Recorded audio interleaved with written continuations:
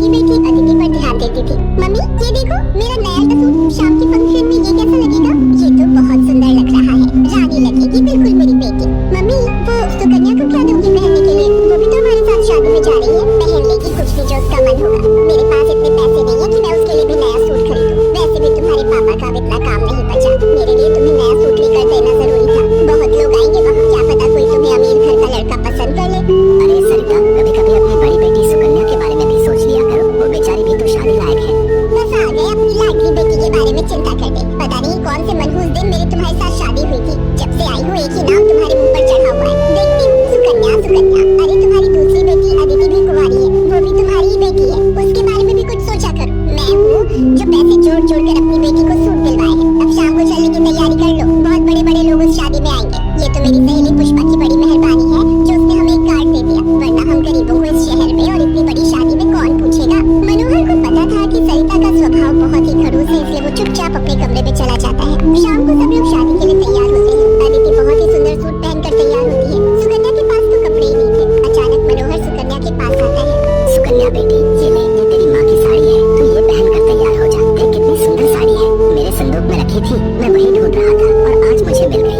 पिताजी ये माँ की साड़ी सचमुच, ये साड़ी तो बहुत सुंदर है। शुक्रिया पिताजी, आज आपने माँ की ये साड़ी देखकर मुझे बहुत खुशी दी है।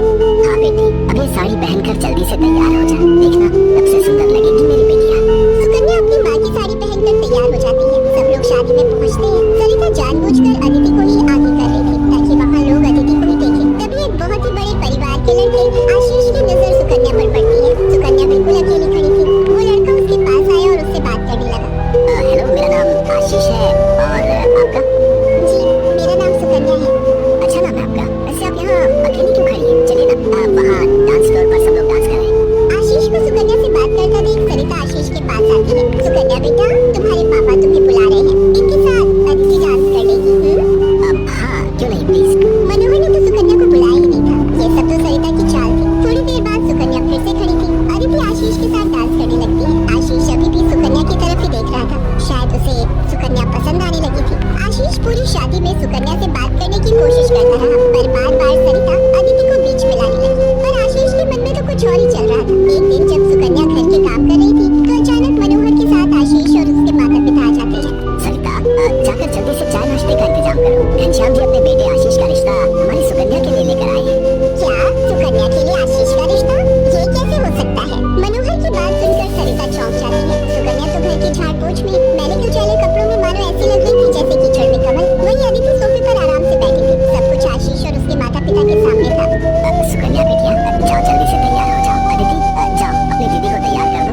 कोई जरूरत नहीं है तुम्हें उसे तैयार करने की, तुम उसकी नौकर नहीं हो जो उसे तैयार करो। अपने आप हो जाएगी तैयार, ये रिश्ता उसके लिए आया है। अदिति उसकी नौकरानी नहीं है। अंदर चल रही सरिता और मनोहर की बातें थोड़ी थोड़ी आशीष और उसके माता पिता के कानों में आ रही थी, इसलिए मनोहर बाहर आ जाता है। मनोहर जी, हमारे बेटे आशीष को आपकी सुकन्या उस दिन बहुत पसंद आई थी और वैसे भी हम आशीष के लिए लड़की ढूंढ ही रहे थे, इसलिए अचानक ही आपको मैंने फोन मिला दिया। मेरी सुकन्या तो बहुत किस्मत वाली है जो आप जैसे इतने बड़े घर का रिश्ता उसके लिए आया, वरना मैं आपको क्या ही कहूँ। घनश्याम जी, आपने सचमुच मुझ पर बहुत बड़ा उपकार किया है।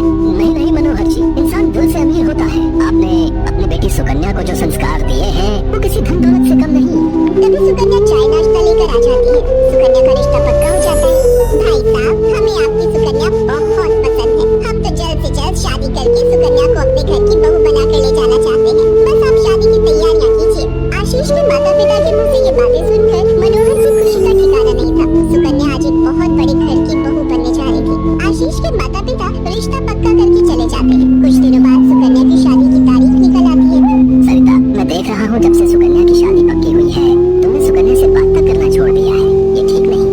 तुम अपनी बेटी की शादी करो, मैं इस शादी में कोई हाथ नहीं लगाऊंगी।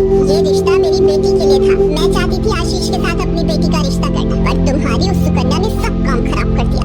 ये तुम गलत कह रही हो सरिता। सुकन्या के लिए आशीष के माता पिता मुझसे रिश्ता लेकर आए हैं, तुम्हें तो खुश होना चाहिए। तुम क्यों सौतेलापन सुकन्या के साथ रख रही हो? तुम्हें तो उसकी सगी माँ बनकर उसे विदा करना चाहिए। मैं इसलिए तुम्हें उसकी माँ बनाकर लाया था, वरना क्या? क्या कहो तो मैं अभी ये घर छोड़कर चली जाती हूँ। बोलो। मनोहर की